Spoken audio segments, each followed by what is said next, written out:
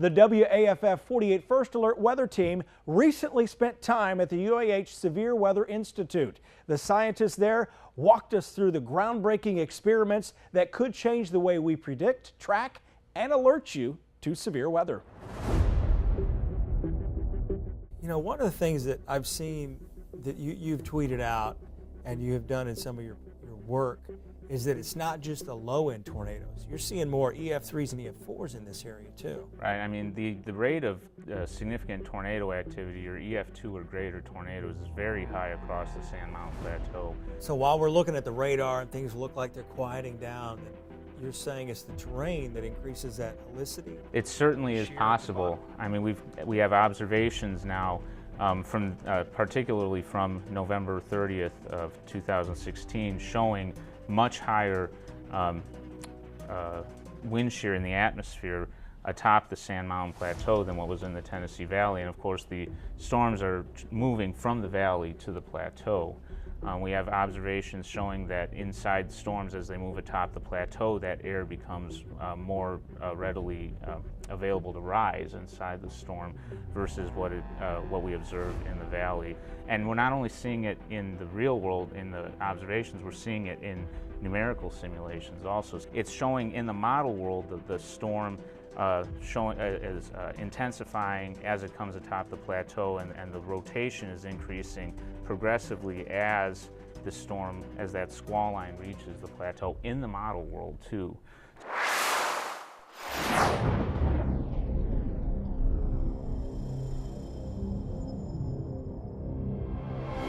We're outside of Swirl right now here on the UAH campus. I'm with Dustin Conrad. We're in front of a big machine. You might see it behind us. It's called MAX. And Dustin, can you explain what MAX is and how you guys use it for your research? So MAX is basically just a mobile radar. So what you do is you have the big weather service radars. You can't move those things. They're on big fixed towers. So with this, what we can do is we can actually move this wherever we need to. So when we do that, what we do is we can actually drive this close to the storm, and when we can get closer to the storm, we can basically get a better picture of it, so to speak. So it's like taking a picture with your camera. The Weather Service has a camera that can see everything around them out for miles, but we have a camera that we can get really close and get really fine resolution images of the storm. Now, can you tell us a little bit more about MAX? It's a dual pole radar. So with a dual pole radar, basically what that means is the beam goes out from the radar. Instead of going out in just a horizontal plane, it also goes out in the vertical plane as well. So when we get the information sent back to the radar, what we can do is we can actually come up with ratios of how much power is being returned in the horizontal, how much power is being returned in the vertical. And we can get information, things like tornado debris signatures or TDSs. Basically, that is from your dual pole radar. But we can also use things such as to identify, where are different levels of ice happening. So we can actually identify different types of ice in the upper levels of the atmosphere, and we can also distinguish that from what's going on in rain down low.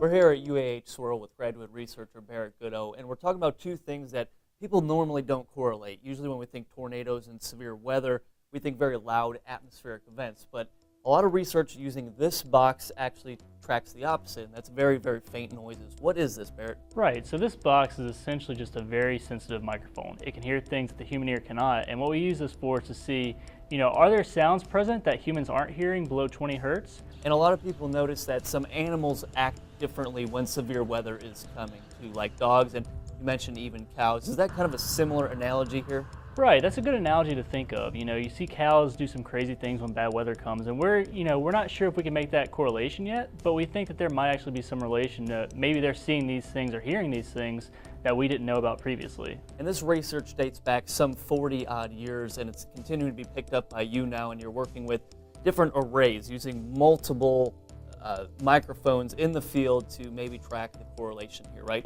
We set these up in a way that we can use them like our human ears. We can actually see what direction the sound is coming from.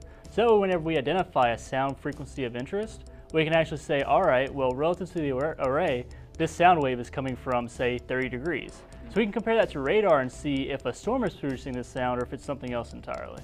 Now, these microphones will never replace actual Doppler radar. We can't work without those, but they can help in instances of maybe a more rural area that is in one of our Doppler radar gaps. Right, so if this is something that actually works to detect tornadoes, we can set these up in areas with limited radar coverage and be able to see if there are any signals that might indicate a tornado is happening that we wouldn't actually see on radar.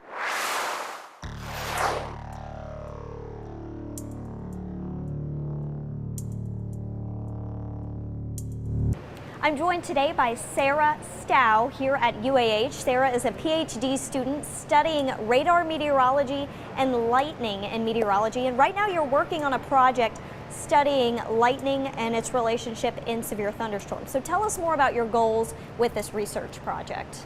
So one of the big things that we're trying to do is understand how lightning relates to the intensity of a thunderstorm based on its relationship with the updraft, which drives storm intensity.